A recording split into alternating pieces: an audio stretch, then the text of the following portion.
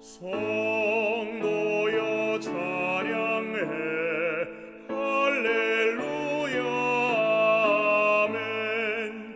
대왕께 찬양해 할렐루야 아멘. 수보좌 앞에서 다 마음을 아파요 그네 찬양해 할렐루야 아멘.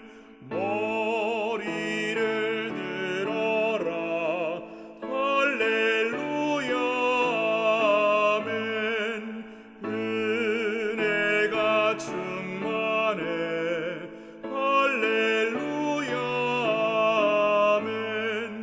우리를 인도한 친구가 되신 주 그 사랑 찬양해 할렐루야 아멘.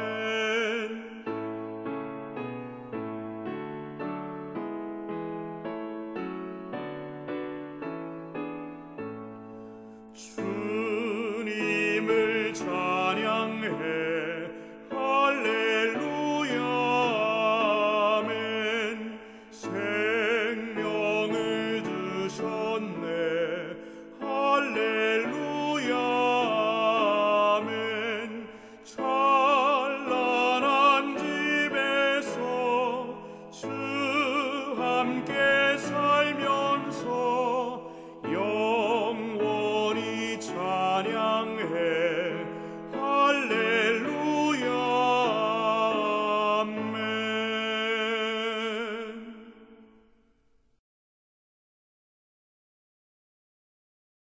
하늘 보좌 위에 계셔서 우주를 치리하시지만은 이 세상에 저희들의 각 개인의 마음 가운데 임재하시고 돌보시고 역사하심을 감사합니다. 오늘도 저희를 양육하시고 또 주님의 구속의 능력으로 저희를 하늘 백성답게 만들어 주시기를 예수 그리스도의 거룩하신 이름으로 간절하게 기도합니다. 아멘.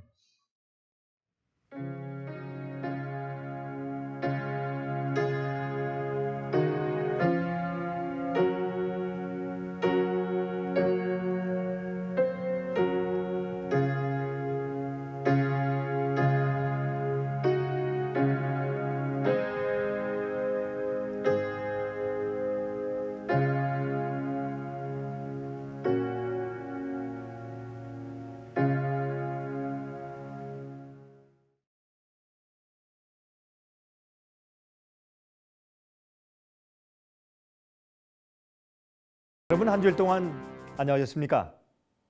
저희 방송을 찾아오신 여러분들을 환영합니다. 이 세상에는 기도하는 사람들이 참으로 많이 있습니다. 불교인들도 기도하고 힌두교인들도 기도하고 이슬람 교인들도 기도하고 물론 기독교인들도 하나님께 기도합니다.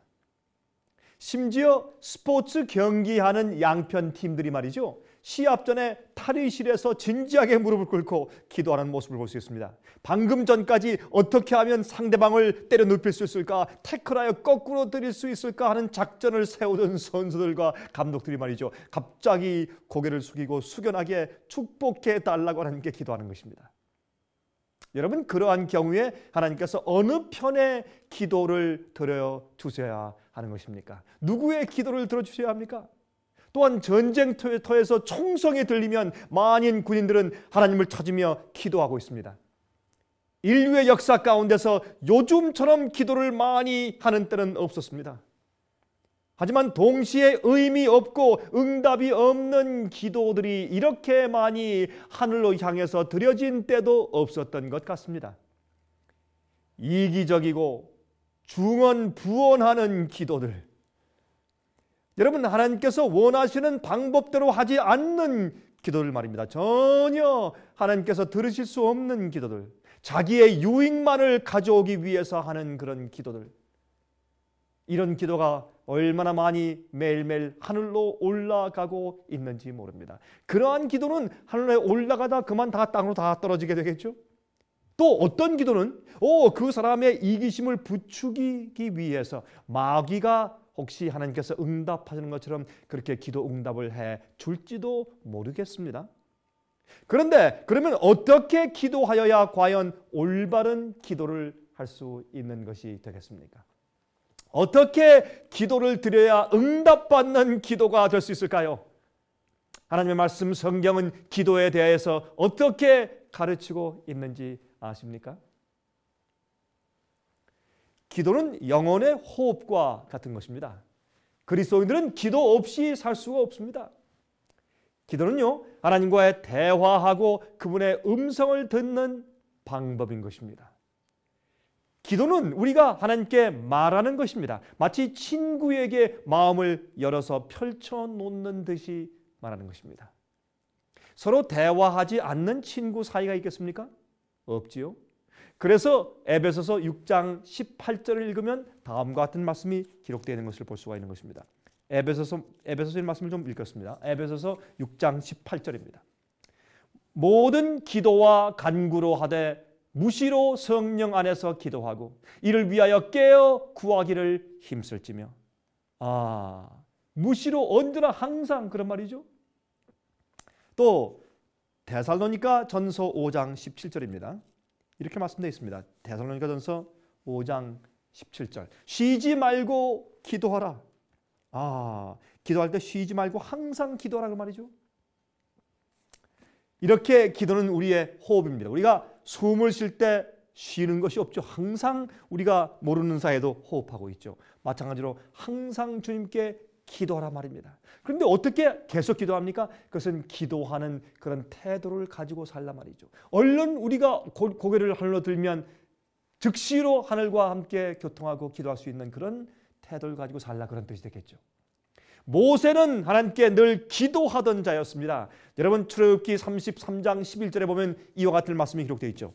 출애굽기 33장입니다. 11절입니다. 사람이 그 친구와 이야기함같이 여호와께서는 모세와 대면하여 말씀하시며. 모세는 하나님과 친구처럼 항상 그와 대면해서 서로 대화했다. 하나님께서 그와 말씀하셨다 그랬습니다. 심지어 산에서 내려올 때 모세는 말이죠, 그의 얼굴에 광채가 났습니다. 하나님을 뵙고 내려올 때, 주님과 깊이 교통하고 내려올 때 그의 얼굴에서 광채가 났습니다. 그래서 사람들이 두려워서 그 앞에 가까이 갈 수 없기 때문에 그의 얼굴에 그 광채를 가리기 위해서 수건을 썼다라고 성경은 말하고 있습니다. 모세는 하나님과 아주 가까운 사이였습니다. 모든 형편을 그분께 다 아뢰고 그분의 말씀을 듣는 그런 대화를 가지고 있었습니다. 여러분, 우리도 그렇게 해야 할 것입니다. 자, 그러면 근본적인 문제부터 좀 생각을 좀 해봐야 할 것입니다. 우리가 왜 기도하여야 합니까? 여러분이 기도하는 이유가 어디에 있습니까? 하나님께 축복을 받기 위해서 기도합니까? 하나님께로부터 우리가 필요한 것을 얻기 위해서 기도하나요? 여러분 한번 이렇게 생각해 보도록 해보십시다. 자식들이 아버지에게 먹을 것과 입을 것과 잠잘 것에 대해서 간청을 합니까? 아침에 일어나서 오늘 아버지 집에서 계속 자도 돼요? 오늘 아버지 집에서 아침 먹어도 돼요? 라고 묻는 것을 보셨습니까? 여러분, 아버지 자식들은 그렇게 할 필요가 없습니다. 왜? 아버지가 자식들의 필요를 이미 다 알고 있고 이미 다 제공해서 같은 집에 살고 있는데 무슨 그럴 필요가 있겠습니까? 하늘 아버지께서 우리 육신의 부모보다 우리 인간들의 필요를 더 잘 아시는 것입니다. 우리를 사랑하시고 또한 우리의 필요를 제공하여 주시는 것입니다. 이미. 그래서 마태복음 6장 7절 8절 우리가 다 알고 외우는 것이죠. 마태복음 6장 7절 8절에 다음과 같이 말씀했습니다. 또 기도할 때에 이방인과 같이 중언부언하지 말라. 저희는 말을 많이 하여야 들으실 줄 생각하느니라. 그러므로 저희를 본받지 말라. 구하기 전에 너희에게 있어야 할 것을 하나님 너희 아버지께서 아시느니라 그랬어요. 주님께서 이미 다 알고 있습니다. 우리가 먹고 마시고 사는 이런 모든 것들은 주님께서 우리 필요를 이미 다 아시고 있다 그 말이죠. 하나님께서는 우리가 기도하든 안 하든 의인들과 악인들에게 똑같이 햇빛과 비를 주신다고 성경은 말씀하고 있습니다. 하나님께서 햇빛과 비를 주시고 필요한 것들은 이미 다 공급하고 있다고 말씀했죠. 어떤 때는 하나님을 믿지 않고 신실하게 살지 않는 자들이 더 번영하는 것을 볼 수 있습니다. 더 잘 되는 것처럼 보입니다. 왜 그렇습니까? 자기가 수고한 대로 거두어 드리기 때문에 그렇지 않습니까? 그런데 만일 하나님께서 하나님을 믿는 자들만 번영케 하시고 믿지 않는 자들에게 혜택을 안 두시면 모두가 다 믿으려고 하지 않겠습니까? 그러나 그들이 믿는 동기가 이기적인 마음의 동기에서 믿는 것이 되기 때문에 그렇게 하시면 믿는 자들이 다 타락하게 되는 것입니다. 이기적이 되기 때문에 안 되는 것입니다. 여러분, 잘못된 동기로 하나님을 믿게 만들고 하나님을 이용하는 그런 믿음을 갖게 하기 때문에 안 되는 것입니다. 심판을 받지 않으려는 두려움의 동기, 복을 받아내려고 하는 보상의 동기를 가지고 믿는 것은 결코 그에게 구원을 가져다 주지 못할 것입니다. 그런 식으로는 하늘나라에 가는 품성이 준비될 수가 없는 것입니다. 여러분 아십니까? 많은 사람들이 예수를 믿기만 하면 된다고 하지만 아닙니다. 하나님과 닮은 품성이 있어야 하늘에 가는 것입니다. 마음의 변화가 없는 자들은 아무리 주여 주여 해도 천국에 갈 수 없다고 성경은 말씀하고 있습니다. 그러한 사람들의 기도는 주문을 외우며 우상이나 선앙당 앞에서 주문 외우며 손으로 빌고 있는 이방인들과 다를 바가 전혀 없는 것입니다.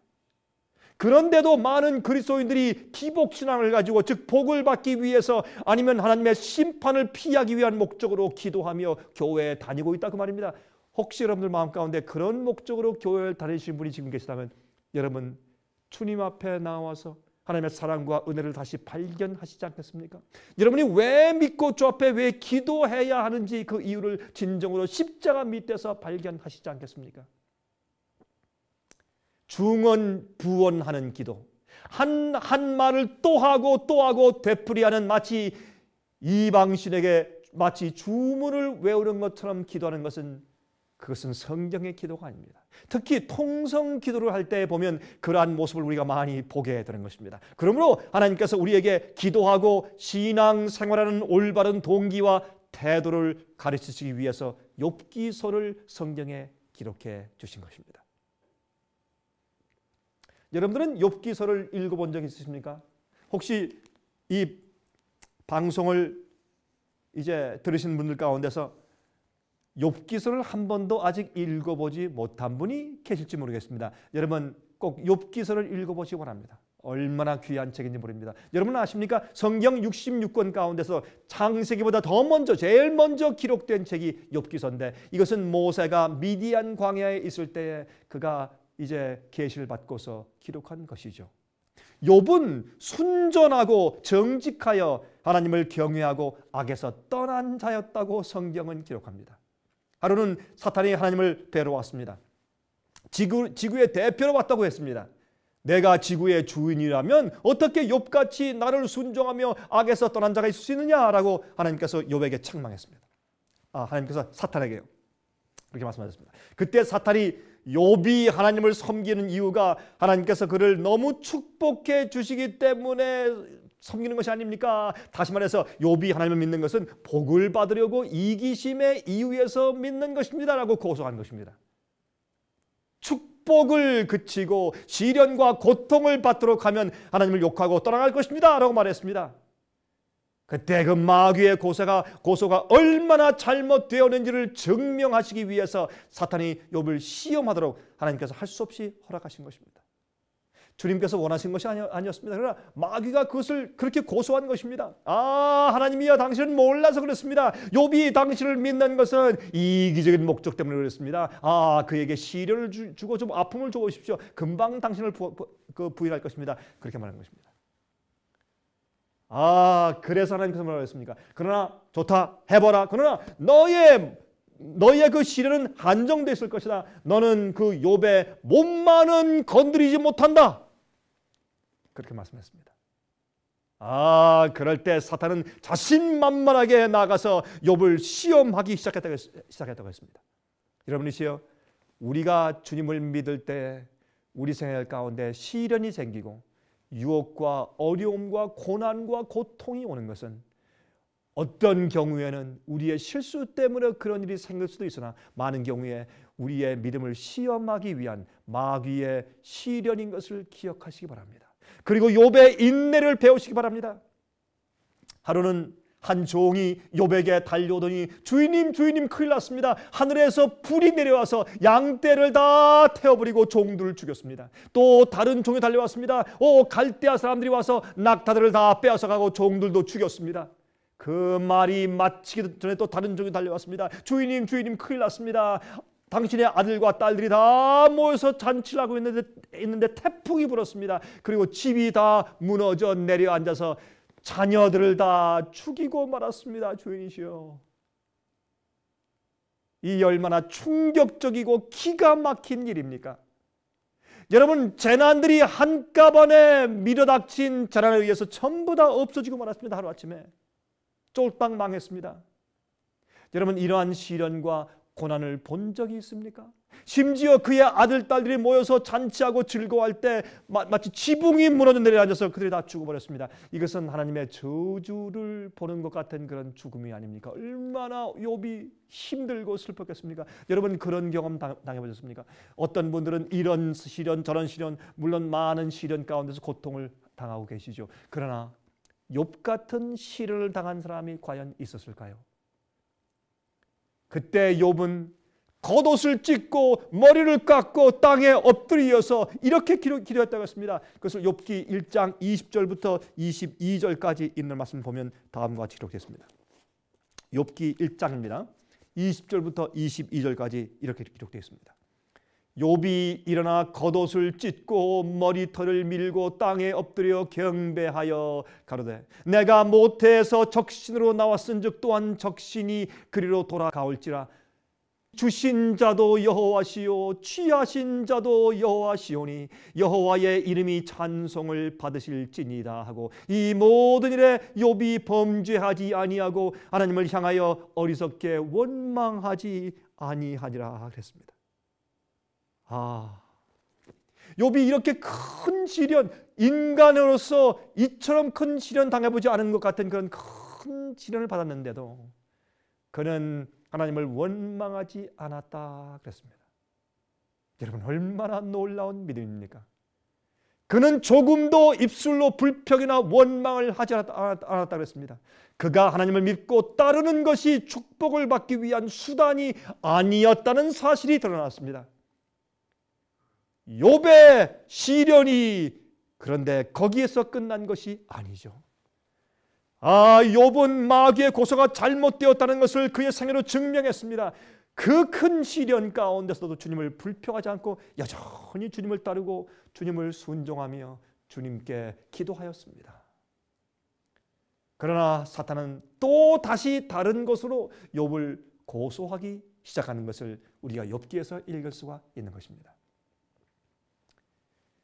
하나님이시여, 만약 욥이 자기 몸의 시련을 받으면 그때는 믿음을 버릴 것입니다. 여러분, 그 두 번째의 시련도 하나님께서 허락하시죠.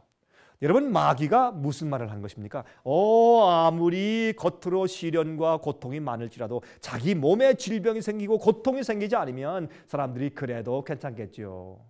하나님을 믿는다고 하겠죠. 그러나 자기 몸에 시련과 고통이 생기면 사람들은 다 그때 자기의 진정한 동기를 폭로하고 포기할 것입니다. 그때 주님께서 할 수 없이 그러면 내 마음대로 해보라고 두 번째 시련까지 주님께서 허용할 수밖에 없습니다. 왜? 마귀의 고소가 있기 때문에, 마귀가 여러분과 저를 지금도 고소하고 있기 때문에 우리의 믿음이 올바르다는 것을 주님께서 증명해 내시기 위해서 마귀의 시련을 가끔 우리를 향해서 주는 시련을 주님께서 허용하신다는 사실을 기억하시기 바랍니다. 자, 욥기 2장을 좀 펴서보겠습니다. 욥기 2장입니다. 욥기 2장 6절부터 10절까지 있는 말씀을 읽겠습니다.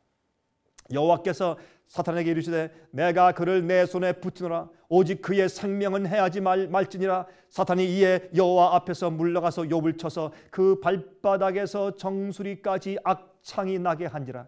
욥이 제 가운데 앉아서 기와 조각을 가져다가 몸을 긁고 있더니 그 아내가 그에게 이르되 당신이 그래도 자기의 순전을 지키느뇨 하나님을 욕하고 죽으라.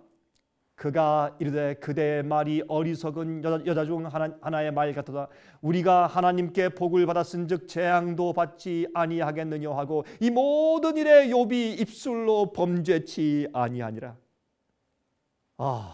온몸에 악창이 났어요. 얼마나 아팠을까요? 기왓장으로 다 긁고 집이 잿더미가 되어 있는데 그 위에 앉아서 그것을 긁고 있습니다. 상처를. 그러면서도 욥은 입술로 범죄치 않았다고 했습니다. 얼마나 놀라운 믿음입니까? 얼마나 놀라운 기도의 정신입니까? 아내의 저주의 말까지 들으면서도 그는 신앙을 지키고 주님을 원망치 않았습니다. 욥이 하나님의 말씀을 믿고 순종하는 이유를 그의 고난을 어떻게 받는가 하는 태도에서 드러낸 것입니다. 여러분이시여, 우리의 믿음은 우리가 마찬가지로 말이죠. 우리가 시련당할 때 우리의 믿음의 진정한 이유를 드러내는 계기가 되는 것입니다.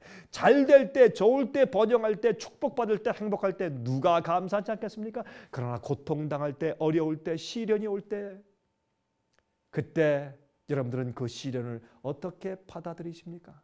그것이 우리의 믿음에 대한 우리의 태도가 아니겠습니까? 그게 우리의 신앙이 아니겠습니까? 여러분, 욥의 이야기는 우화나 동화가 아닙니다. 실제로 있었던 일입니다. 어떤 사람들이 올바로 믿는 신자들인지를 보여주기 위해서 욥기를 기록해 놓은 것입니다. 어떤 농부가 기도하면서 별로 일하지 않고 좋은 수확을 기대할 때 한 다른 농부는 기도하지 않고 열심히 밭에서 일했습니다. 그러면 누가 더 많은 수확을 얻을까요? 물론 열심히 일한 자가 수확을 얻지요. 그렇죠? 기도하지 않더라도. 그러면 우리가 왜 기도하는 것입니까?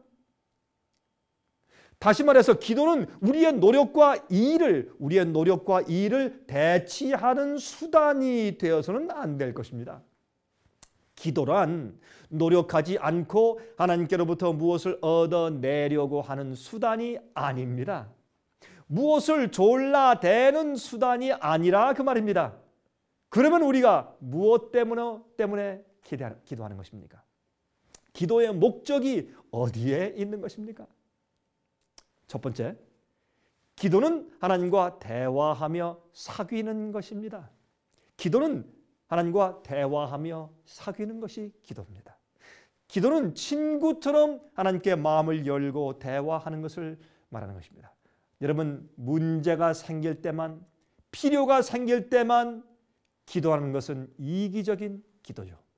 여러분들 친구 가운데서 말이죠, 평상시에 전혀 연락이 없다가 돈을 꾸거나 아니면 도움을 요청할 때만 연락을 하는 친구가 있다면 여러분 어떻게 생각하시겠습니까? 아주 이기적인 자, 얌체라고 생각지 않겠습니까? 마찬가지입니다. 그런데 실제적으로 많은 그리스도인들이 그렇게 기도하고 있지 않습니까? 기도는 하나님과 친구같이 대화하는 것입니다. 우리가 왜 기도합니까? 라는 질문은 왜 우리가 숨을 쉽니까? 하는 질문과 같은 것입니까? 기도할 수밖에 없는 것입니다. 자연히 숨을 쉬는 것처럼 말이죠. 왜 어린아이가 엄마에게 달려갑니까? 엄마니까 달려가죠. 거기에는 논리가 없습니다. 엄마에게는 모든 문제 해결이 있습니다. 엄마는 지혜의 근원입니다. 눈을 닦아주십니다. 상처를 싸매줍니다. 모든 것을 다 알고 이해합니다. 그래서 아이들은 엄마에게 달려가 품에 안겨서 자기의 슬픔과 아픔에 대해서 말하며 길에서 주워온 돌들과 꺾어온 꽃들을 보여주면서 엄마한테 말하는 것이 아니겠습니까? 왜 엄마에게 달려갑니까? 아이들이? 엄마가 좋기 때문에 달려갑니다. 우리는 하나님이 필요합니다. 그분의 사상과 돌보심이 필요합니다. 왜 우리가 주님께 나가서 기도합니까? 하나님이 좋아서 그렇게 하는 것입니다. 우리 영혼이 다른 곳에서 만족할 수 없기 때문에, 만족과 행복을 발견할 수 없기 때문에 하나님께 나가는 것입니다. 그것은 자연스러운 일이 아니겠습니까? 두 번째, 기도하는 이유는 하나님의 성품을 담기 위해서 기도하는 것입니다. 믿는 자들은 하나님께로부터 매일 양식을 받아야 합니다. 하지만 믿지 않는 자들도, 기도하지 않는 자들도 열심히 일하면 양식이 생깁니다. 그것은 천연계 법칙이요. 하나님께서는 들의 풀과 꽃과 공중의 새들도 다 먹이신다고 하지 않습니까? 하늘에서 나는 참새들도 주님께서 기르신다고 하지 않습니까? 기도는 하나님을 섬기는 자들만이 가지고 있는 특권인 것입니다. 믿지 않는 자들, 기도하지 않는 자들은 그 특권을 전혀 알 수가 없는 것입니다. 여러분, 우리에게 육신의 양식을 주시는 것은 기본입니다. 햇빛과 비를 주시고 번개를 주셔서 식물을 싹두고 키우셔서 우리를 양육하시는 것은 기본입니다. 하지만 기도하는 자들에게 하나님께서는 마음의 성장을 위한 영적 양식을 주시는 것입니다. 그들이 하늘 왕국으로 돌아갈 때 필요한 하나님을 닮은 성품을 주시는 것입니다. 그들의 죄를 용서하시고 그들의 마음을 깨끗하게 해 주신 후에 하늘에서 살 수 있는 아름다운 품성을 주시는 것입니다. 죄와 상관없는 품성을 주시는 것입니다. 기도하는 자들만 하늘의 진리를 이해할 수 있는 것입니다. 큰 특권이 아닐 수 없습니다, 여러분. 영원한 생명을 얻게 하는 특권. 우리 눈에 보이는 이 세상은 잠깐입니다. 영원한 세상에 대한 준비가 가장 중요한 것이 아닐까요? 하나님께서는 우리가 당신과 사귀어서 닮기를 원하시는 것입니다. 우리는 조용한 가운데 주님의 음성을 듣기 위하여 기도와 명상으로 그분 앞으로 나가야 할 것입니다. 그래서 스바냐서 3장 17절에 말씀했습니다. 너의 하나님 여호와가 너희 가운데 계시니 그는 구원을 베푸실 전능자시라. 그가 너를 인하여 기쁨을 이기지 못하여 하시며 너를 잠잠히 사랑하시며 너로 인하여 즐거이 부르며 기뻐하시리라. 그렇게 성경은 말씀하고 있는 것입니다. 기도는 하나님과 우리 사이의 교제인 것입니다. 그것은 꼭 무슨 필요를 요구하기 위해서 필요한 것이 아닙니다. 친한 친구는 만나서 대화해야 되는 것이 아니겠습니까? 세 번째로 우리가 기도하는 이유는 하나님의 뜻을 알기 위해서 기도하는 것입니다. 우리가 기도하는 이유는 하나님의 뜻을 알기 위해서 기도합니다. 우리가 기도하는 이유는 우리가 원하는 것을 얻기 위해서가 아니라 하나님이 무엇을 원하시는지 알기 위해서 기도하는 것입니다. 우리가 원하는 것을 뺏어내기 위해서가 아니라 주님께서 무엇을 원하시는지 주님의 뜻을 알기 위해서 기도하는 것입니다. 하나님의 마음을 바꾸기 위해서가 아니라 우리의 마음을 바꾸기 위해서 기도하는 것입니다. 하나님을 위해서 내려오시게 끌어내리기 위해서 기도하는 것이 아니고 우리가 하나님께로 올라가기 위해서 기도하는 것입니다. 여러분은 매일 기도하십니까? 하나님과 매일 대화하십니까? 그분의 말씀을 명상하십니까? 여러분, 성경 말씀은 하나님의 말씀입니다. 그렇죠? 주님의 영감을 받고 주의 종들이 기록한 것입니다. 이 말씀은 주님의 뜻을 우리에게 알게 합니다. 그분의 말씀을 깊이 명상하십시오. 그러면 그 진리가 여러분을 변화시키고 하나님처럼 닮은 사람으로 만들 것입니다. 여러분들이 하나님의 아들과 딸이 되는 것처럼 그러한 품성을 갖게 만들어 줄 것입니다. 주님의 말씀이. 여러분들은 하나님께 말하기를 좋아하십니까? 주님께 간구하고 기도하기를 좋아하십니까? 하나님은 여러분을 아주 가까이 하시길 원하십니다. 그분은 여러분의 아버지십니다. 여러분은 아버지와의 어떤 관계에 계십니까? 어떤 사람들은 아버지와 전혀 좋은 관계에 있지 않기 때문에 아버지와 대화한다는 것이 상당히 어렵고 서먹서먹한 사람들이 있습니다. 그러나 기억하십시오. 하늘의 하나님 우리 아버지께서 그러한 분이 아닙니다. 여러분이시여, 오늘 이 말씀을 들은 다음에 정말 기도하는 데 대해서 더 깊은 그런 책자를 받기 원하시면 저희 사무실에 전화하시기 바랍니다. 여러분이시여, 저희 사무실에 전화하셔서 1877-704-1004 1004번이죠. 기도하십시오. 그리고 그런 책자를 주문하시고 테이프와 CD, DVD를 주문하셔서 주님께 깊이 같이 기도한다는 것이 무엇인지를 더 깊이 이해하게 되시기 바랍니다. 여러분이시여, 하늘 아버지는 너무나 좋으신 분입니다. 오늘도 여러분을 기다리고 계십니다. 여러분 무릎 꿇고 기도하십시오. 설거지할 때 기도하십시오. 차 타고 운전할 때 기도하십시오. 직장에서 기도하십시오. 항상 기도하십시오. 마음으로 기도하십시오. 주님과 교통하십시오. 왜요? 우리는 하나님과 교통하지 않고선 살 수 없는 피조물들이요 하나님의 아들과 딸이기 때문에 그렇습니다. 우리는 지난 시간에 우리가 하나님께 기도하는 이유에 대해서 제1부를 공부하였습니다. 이 세상에 기도하는 사람들이 참 많이 있습니다. 불교인들도 기도하고 힌두교인들도 기도하고 이슬람 교인들도 기도하고 물론 기독교인들도 열심히 하나님께 기도하고 있습니다. 심지어는 스포츠 경기하는 양팀이 기도하고 있고 또 전쟁터에서 서로 쌍방의 군인들이 기도하고 있다는 것을 말씀드렸습니다. 하지만 성경에 언급된 것처럼 중언부언하는 이기적인 기도가 너무나 많이 있습니다. 서로 싸우면서 양방이 기도할 때 주님께서 어느 사람의 기도를 들어주셔야 할까요? 하나님의 원하시는 방법대로가 아니라 자기의 이기적인 유익을 얻기 위해서 기도하는 자들이 참 많이 있는 것입니다. 바로 기복신앙이 그러한 것이죠. 복받기 위해서 주 앞에 나오는 자들. 우리는 어떻게 기도해야 하나님께서 원하시는 기도를 할 수 있을까요? 어떻게 하면 그 방법을 우리가 알 수 있을까요? 성경이 가르치는 기도의 방법이 무엇입니까? 기도는 영혼의 호흡과 같은 것이라고 제가 지난 시간에 말씀드렸습니다. 그리스도인들은 기도 없이 살 수가 없습니다. 우리가 숨을 쉬지 않고 살 수 없는 것처럼 자연스럽게 기도 없이는 살 수 없는 것입니다. 기도는 하나님과 우리가 대화하는 것입니다. 마치 친구에게 마음을 열듯이 우리가 기도하는 것입니다. 하나님께서 모세와 친구처럼 대면하여 말씀하셨다고 성경은 말하죠.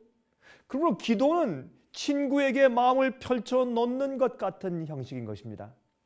그런데 근본적인 질문이 있습니다. 그런데 왜 기도를 하는 것입니까? 하는 것입니다. 왜 우리가 기도합니까? 여러분들은 왜 기도하십니까?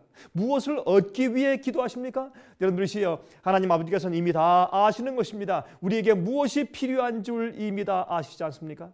자식들이 아버지에게 매일 아침 아버지 오늘도 아침 식사해도 괜찮아요? 오늘도 이 집에서 잠자리에 자도 괜찮아요? 라고 묻는 일이 없습니다. 왜요? 아버지니까, 아들이니까. 이미 아버지는 그 아들과 자식들이 무엇이 필요한지를 이미 알고 있지 않습니까? 마태복음 6장 7절과 8절에 말씀하십니다. 또 기도할 때 이방인과 같이 중언부언하지 말라. 저희는 말을 많이 하여야 들으실 줄 생각하느니라. 그러므로 저희를 본받지 말라. 구하기 전에 너희에게 있어야 할 것을 하나님 너희 아버지께서 아시느니라. 그렇게 성경은 말씀하고 있는 것입니다. 하나님께서는 우리가 기도하든지 안 하든지 의인과 악인에게 똑같이 햇빛과 비를 주신다고 마태복음 5장에 말씀을 해주셨습니다. 믿는 자들에게만 복을 주시면 사람들이 다 믿으려고 하지 않겠습니까? 어떻게 해요? 잘못된 이기적인 동기로 복을 받기 위해서 다 믿으려고 교회로 오지 않겠습니까? 바로 그것이 기복신앙의 근본이죠. 여러분, 그러한 입장과 동기에서 믿는 것은 선앙당에 가서 물을 바위 위에 올려놓고서 비는 것과 무슨 차이가 있겠습니까? 비슷한 것입니다. 아마 같을지도 모르겠습니다. 여러분, 그래서 성경에 욥기를 기록하여 두신 이유가 있는 것입니다. 여러분, 우리가 믿는 참된 이유와 동기를 우리에게 가르쳐 주시기 위해서 그 말씀을 기록해 주신 것입니다. 여러분, 창세기보다 더 먼저 성경 66권 가운데서 제일 먼저 기록된 책이 욥기라고 말하죠. 욥의 시련, 전 재산과 자식들을 다 빼앗기고 잃어버렸을 때 그가 왜 하나님을 믿고 따르는지 참된 동기가 그의 생애 가운데서 드러났습니다. 마귀의 고소. 마귀의 고소는 무엇이었습니까? 욥이 축복받으니까 주님께서 그에게 복을 주시니까 믿는 것입니다. 그렇게 말한 것입니다. 그러나 욥의 승리가 무엇입니까? 그 몸에 온몸이 헌대가 났을지언정 부인이 자기를 저주하고 욕하고 당신도 죽으라고 그렇게 말했을지언정 그래도 그는 입으로 하나님을 원망하지 않았다 그랬습니다. 그래서 마귀가 틀렸고 하나님께서 옳았다는 사실이 증명되었습니다. 그는 축복받고 주님께 어떤 좋은 것을 받기 때문에 믿는 것이 아니라 하나님이시기 때문에 믿고 믿어야 하기 때문에 믿고 그것이 진리이기 때문에 믿은 그의 사실이 이제 밝혀지게 된 것입니다. 그의 기도하는 이유는 무엇입니까? 주님을 사랑하기 때문에, 기도하지 않을 수 없기 때문에 가장 친한 친구에게 마음을 털어놓는 것처럼 말이죠. 여러분, 그러므로 기도하는 이유의 첫 번째 이유는 무엇입니까? 하나님과 대화하는 것입니다. 하나님과 사귀는 것입니다. 하나님이 좋기에 주님께 말하는 것입니다. 그에게만 진정한 만족이 있기 때문에 우리가 주 앞에 나가서 기도하는 것입니다. 그분은 우리 하늘 아버지십니다. 어린 아이들이 엄마에게 달려가듯이, 그 아이들이 엄마에게 왜 달려갑니까? 엄마니까. 그 속에 안위가 있고, 그 속에 안전이 있고, 그 속에 만족이 있기 때문에 엄마에게 달려가는 것입니다. 두 번째, 기도하는 이유의 두 번째가 무엇입니까? 하나님의 성품을 담기 위해서 기도하는 것입니다. 주님의 성품을 우리가 담기 위해서 기도합니다. 기도하는 자들에게만 하늘 왕국에 들어갈 수 있는 품성을 얻는 특권이 주어집니다. 주님과 교통하지 않을 때 주님을 닮을 수가 없는 것입니다. 하나님을 닮는 영적 양식이 주어집니다. 여러분들이시여, 여러분은 왜 기도하십니까? 하나님을 닮기 위해서, 주님의 영적 양식을 받기 위해서 우리가 기도하게 되는 것입니다. 여러분, 또 우리가 기도하는 이유의 세 번째입니다. 세 번째 기도하는 이유가 무엇일까요? 하나님의 뜻을 알기 위해서 기도하는 것입니다. 우리가 원하는 것을 얻기 위해서가 아니라 하나님이 원하는 것을 알기 위해서 기도하는 것입니다. 주님께서 무엇을 원하시는 것인지, 이러한 일에서 주님께서 내가 어떻게 하길 원하시는 것인지, 주님의 뜻이 무엇인지, 주님의 섭리가 무엇인지를 알기 위해서 우리가 기도하는 것입니다. 그러므로 우리 뜻대로 무엇을 하려고 하는 것이 아니라 하나님의 뜻대로 하려고, 주님의 뜻을 알기 위해서 우리가 기도하는 것입니다. 하나님의 마음을 바꾸려고 하는 것이 아니라 우리 마음을 바꾸려고 하는 것입니다. 우리가 주님의 팔을 뒤틀어 버려서 내 뜻대로 해달라고 조르려고 하는 것이 아니라 주님의 뜻을 알려고 기도하는 것입니다. 하나님께서는 우리의 최선을 아시는 분이십니다. 여러분의 생애 가운데 무엇이 가장 좋은 것인지 아시는 분이십니다. 우리의 뜻대로만 해달라고 조르지 말아야 할 것입니다. 많은 경우에요, 우리의 요구는 이기적입니다. 그 환경과 최선을 몰라서 그런 것입니다, 여러분. 그러나 하나님은 아시죠? 우리의 모든 것을 다 아시는 것입니다. 하나님의 뜻대로 이루어 달라고 기도해야 할 것입니다. 하나님의 섭리를 받아들이는 법을 기도로 배워야 할 것입니다. 내 생을 통한 이 문제를 위한 주님의 뜻이 무엇인지를 우리가 기도함으로 영감을 받고 성령의 교통하심을 통해서 우리가 배워야 할 것입니다. 환난을 통과하는 믿음, 여러분, 그것이 무엇입니까? 마지막에 주님의 응답이 없을지라도, 마치 내가 주님께로부터 버림받은 듯한 그런 느낌을 느낄지라도 주님을 믿고 따라가는 믿음을 배워야 할 것입니다. 예수님께서 십자가 위에서 그렇게 기도하셨죠. 나의 하나님이시여, 나의 하나님이시여, 어찌하여 나를 버리시나이까. 그렇게 엘리 엘리 라마 사박단이라고 기도하실지라도 주님께서는 아버지를 신뢰하는 예수의 믿음을 가지고 있었습니다.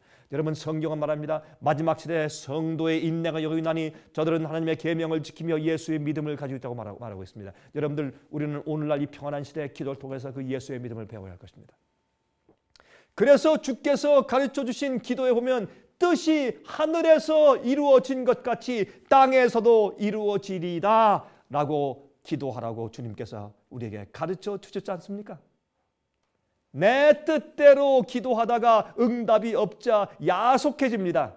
그러나 나중에 가서 보니까 그 기도가 응답 안 된 것이 천만다행이었다. 정말 잘 됐네. 내가 기도하던 대로 그렇게 응답되었다면 큰일 날 뻔했네. 그런 경험이 우리 생활 가운데 종종 있지 않습니까? 여러분, 하나님께서 최선을 아시는 것입니다. 여러분, 그래서 우리가 하나님의 뜻대로 사는 법을 배워야 할 것입니다. 그것은 말씀을 연구하는 일과 기도하고 명상함으로 성령의 감동을 받아 배우는 것을 말하는 것입니다. 여러분, 기도할 때 우리 마음을 엽니다. 하나님을 향해서 마음을 여는 것입니다. 그리고 주님의 뜻을 발견하게 되는 것입니다. 여러분, 사도 바울을 생각해 보십시다.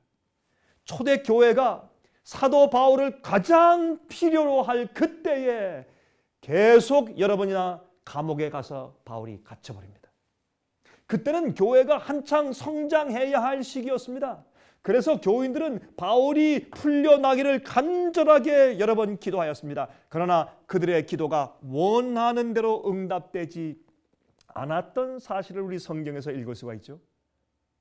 그런데 하나님은 더 원대한 뜻을 가지고 계셨습니다. 바울은 감옥 속에서 말이죠, 그 유명한 옥중 서신들을 기록하였습니다.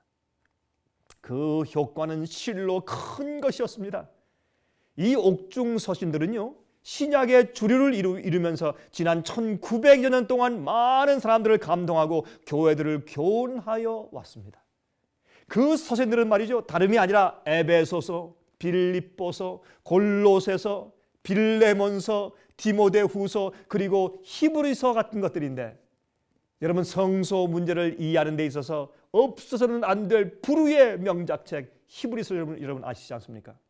특히 히브리서 11장은 믿음을 올바로 정의해 주고 있지 않습니까? 우리가 히브리서 1장이 없었더라면 믿음에 대해서 약간 오해할 수 있었겠죠. 여러분들이시여, 하나님의 뜻은 인간의 생각보다 더 높고 깊은 것입니다. 초대교인들은 바울이 감옥에 들어가지 않기 위해서 기도했지만 주님께서 그가 감옥에 들어가서 오히려 후세대를 위해서 놀라운 명작들인 그러한 옥중 서신들을 기록하도록 주님께서 섭리하신 것입니다. 하늘과 땅 차이가 큰 것처럼 하나님의 뜻을 우리가 알아야 합니다. 우리의 생각과 같지 않는 주님의 뜻을 알아야 합니다. 어떻게? 기도함으로. 기도할 때 우리가 하나님의 마음과 우리 마음이 연결되게 되는 것입니다. 여러분이 올바른 이유를 알고 기도하시기 바랍니다. 이기적인 목적만 가지고 기도하지 마십시오. 항상 똑같은 것을 간구하고 또 구하는 중언 부원하는 기도보다 주님과 진실로 교통하는 기도를 배우시기 바랍니다.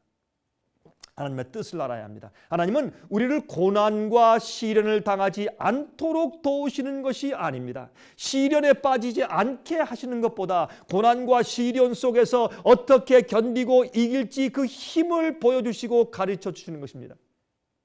시험이 없이는 우리가 성장할 수가 없습니다. 어린아이도 식물들도 마찬가지입니다. 온상 속에서만 자란 식물은 약해 빠져서 자랄 수가 없는 것입니다.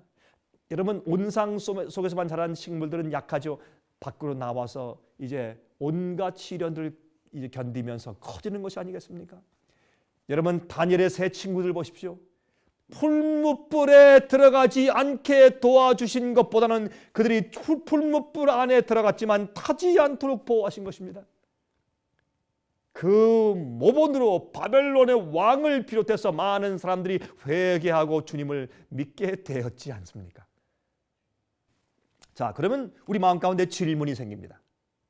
하나님의 계획하신 바와 뜻대로 이루어진다면 왜 기도합니까? 주님의 뜻대로 다 이루어져 버릴 텐데 무엇 때문에 우리가 기도합니까? 하는 생각이 들어가죠. 여러분, 기도는 우리가 하나님의 뜻과 섭리를 바꾸어 우리의 소원대로 해달라고 조르는 것이 아니라 우리의 마음과 뜻을 하나님의 뜻과 조화되게 해달라고 기도하는 것입니다.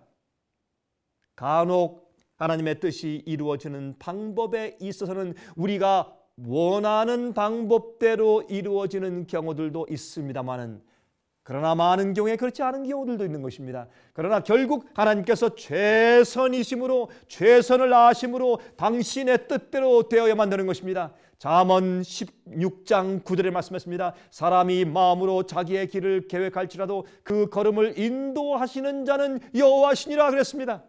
우리가 우리의 길을 계획하고 우리의 길대로 우리의 뜻대로 가는 것 같지만, 그러나 우리의 발걸음을 인도하시는 자는 여호와 하나님이시라고 성경은 말씀하고 있습니다. 한 가지 중요한 질문이 있습니다. 그러면 어떻게 하여야 응답받는 기도를 할 수 있는가 하는 것입니다. 여러분 알고 싶으시죠? 어떻게 하면 그러면 우리의 기도가 응답받는 기도가 될 수 있겠느냐 하는 말입니다. 여러분, 기도에는 능력이 있습니다. 그렇죠? 기도는 일들을 바꾸고 역사를 변화시키고 사람을 변화시킵니다. 산들을 움직이고, 그렇죠? 비를 오지 않게 하며 비를 오게도 하며 병을 낫게 하는 능력이 기도 가운데 있습니다. 여러분, 사도시대에는 안전뱅이가 일어났습니다. 소경이 눈을 떴습니다. 문둥병자가 고침을 받았습니다. 중풍병자가 치료받았습니다. 죽은 자가 부활해서 일어났습니다. 기도를 통해서. 도대체 어떻게 기도하였길래 그러한 능력이 생겼을까요? 여러분, 그 비결이 무엇이겠습니까? 여러분, 야고보서 5장을 펴서보겠습니다. 히브리서 다음에는 야고보서 5장입니다. 5장 15절부터 18절까지 있는 말씀을 읽겠습니다. 믿음의 기도는 병든 자를 구원하리니 주께서 저를 일으키시리로다. 혹시 죄를 범하였을지라도 사심을 얻으리라. 그러므로 너희 죄를 서로 고하며 병 낫기를 위하여 서로 기도하라. 의인의 간구는 역사하는 힘이 많으니라. 엘리야는 우리와 성정이 같은 사람이로되 저가 비 오지 않기를 간절히 기도한즉 3년 6개월 동안에 땅에 비가 아니 오고 다시 기도한즉 하늘이 비를 주고 땅이 열매를 내었느니라. 놀라운 말씀이죠. 여러분, 성경은 말이죠, 기도하는 의인의 표본으로 엘리야를 등장시켰습니다. 그의 기도가 어쩌면 그렇게 능력이 있었습니까? 그 이유는 간단합니다.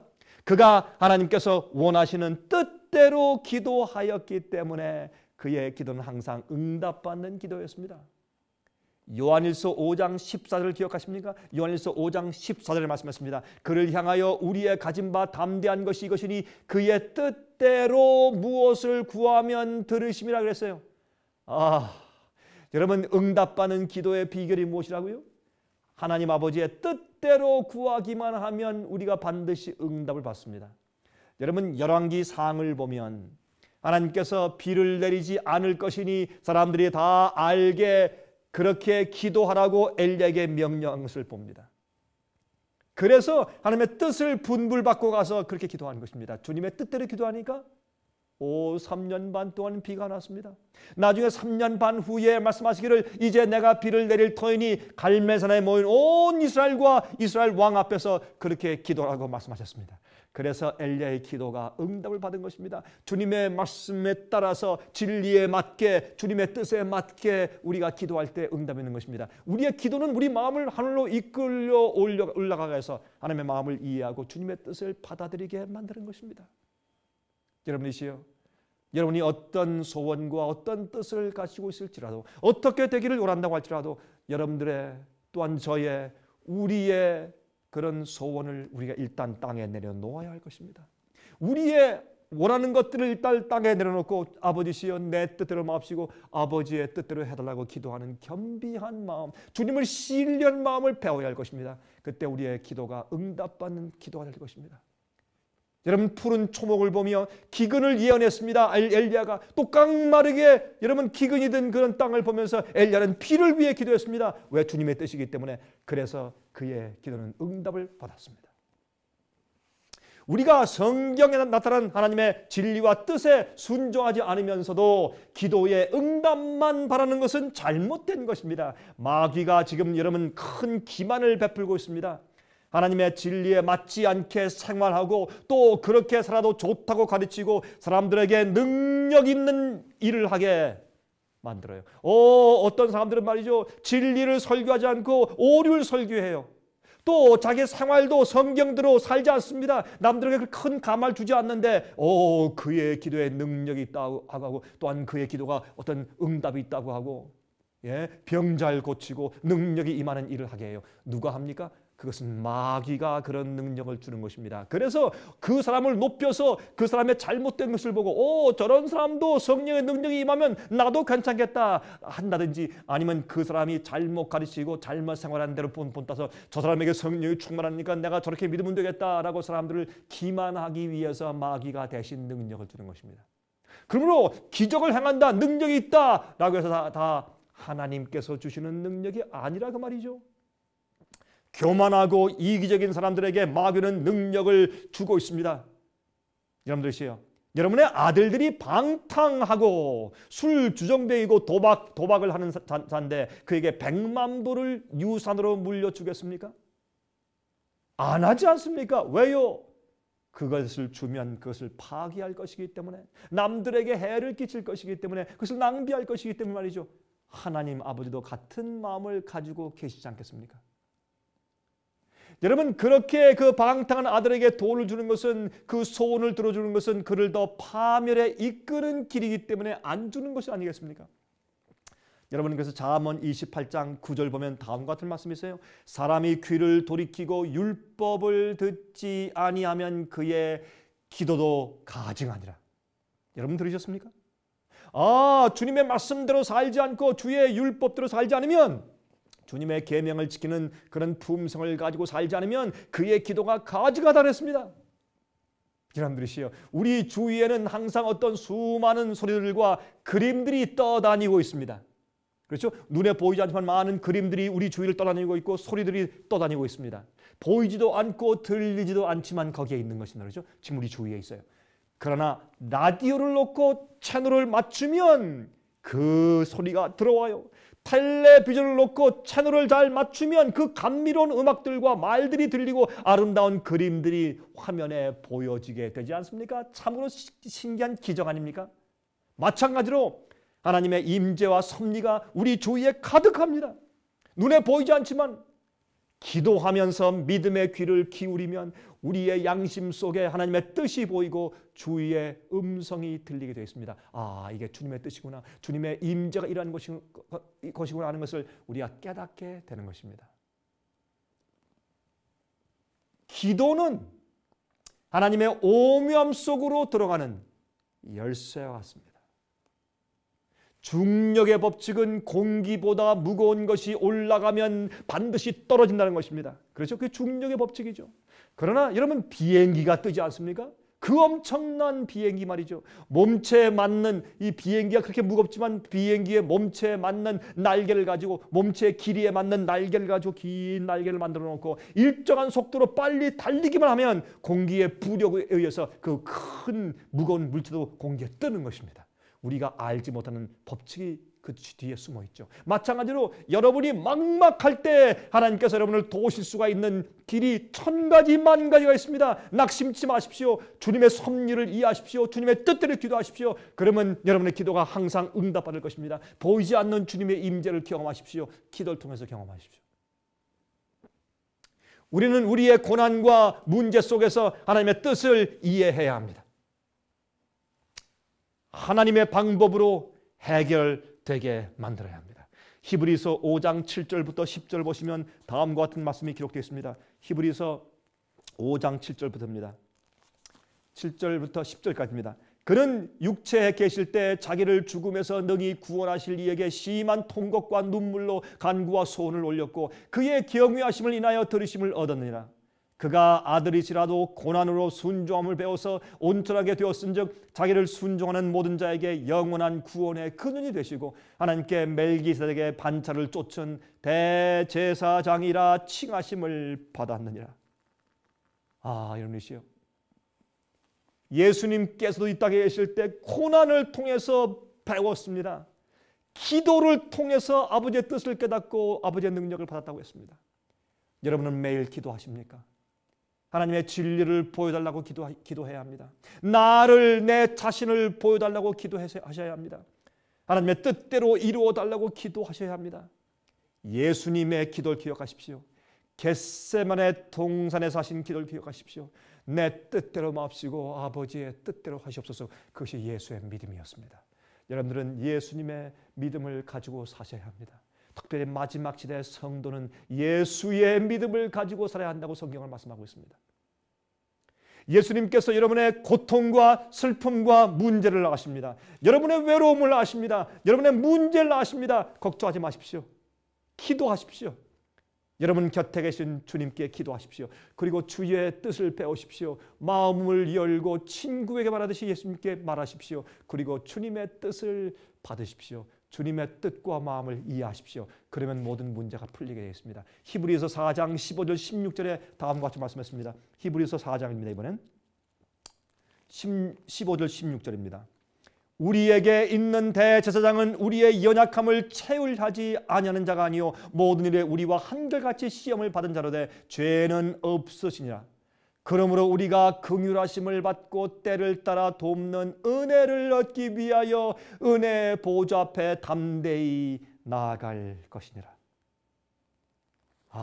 여기에 때를 따라 돕는 은혜를 얻기 위하여, 때를 따라 우리가 어려울 때, 외로울 때, 사업이 망했을 때, 어찌해야 될지 모를 때, 괴로울 때, 슬플 때, 죽음에 처했을 때, 병들었을 때, 우리가 어떻게 해야 될지 모를 때, 그때 때를 따라 돕는 은혜를 얻기 위해서 담대히 은혜 보좌 앞에 나가라 했습니다.